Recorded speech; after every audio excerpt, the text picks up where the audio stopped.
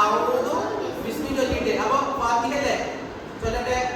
അഊദു ബില്ലാഹി മിനശ് ശൈത്വാനിർ റജീം ബിസ്മില്ലാഹിർ റഹ്മാനിർ റഹീം അൽഹംദുലില്ലാഹി റബ്ബിൽ ആലമീൻ അർറഹ്മാനിർ റഹീം മാലികി യൗമിദ്ദീൻ ഇയ്യാക നഅ്ബുദു വ ഇയ്യാക നസ്തഈൻ ഇഹ്ദിനസ് സിറാത്തൽ മുസ്തഖീം സിറാത്തൽ ലദീന അൻഅംത അലൈഹിം ഗൈറിൽ മഗ്ദൂബി അലൈഹിം വലദ്ദാലീൻ.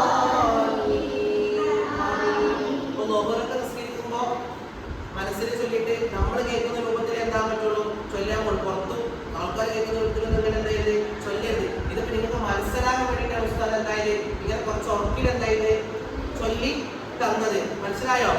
അങ്ങനെ ഫാത്തിഹ ഓതി ചെറിയൊരു സൂറത്ത് ഓതൽ എന്തുണ്ട് സുന്നത്ത് ഉണ്ട്. ഇല്ല അമ്മ ഉണ്ടോ? ഉണ്ട്. അപ്പൊ ചെറിയൊരു സൂറത്ത് കൊണ്ടുപോകുന്ന ഓതിയല്ലോ.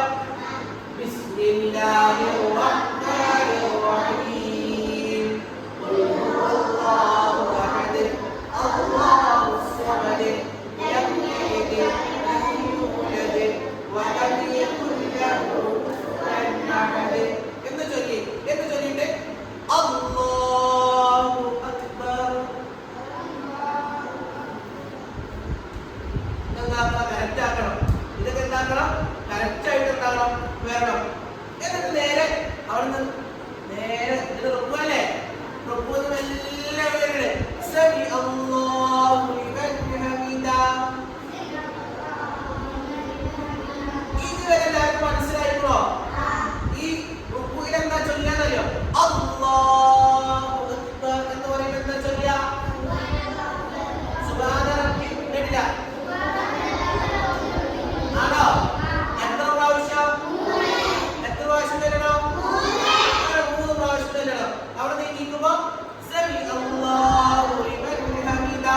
എന്തേ? ഇത് മനസ്സിലാകാത്തവരുണ്ടോ? അമ്മ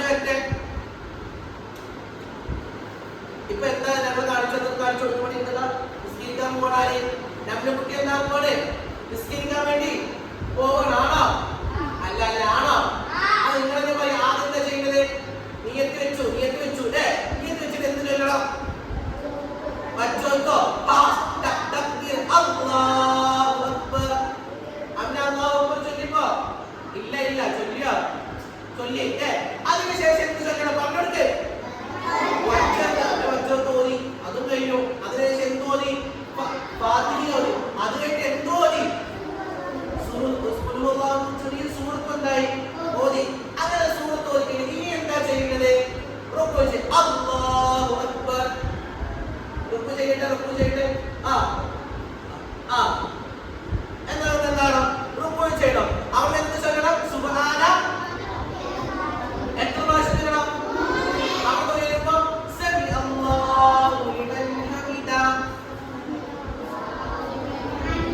ഇതുവരെ നമ്മളിപ്പോ എന്താകുന്നുള്ളൂ പഠിക്കുന്നുള്ളൂ. അടുത്ത ക്ലാസ്സിൽ ഇവിടെ ഉയരുന്ന സമയത്ത് എന്തോ ഒരു ദിക്ർ എന്താണ്ട് ചൊല്ലാനുണ്ട് നമ്മൾ പഠിച്ചിട്ടുണ്ട് അല്ലേ? അത് നമുക്ക് അടുത്ത ക്ലാസ്സിൽ എന്താക്കാം പഠിക്കാം. ഇത്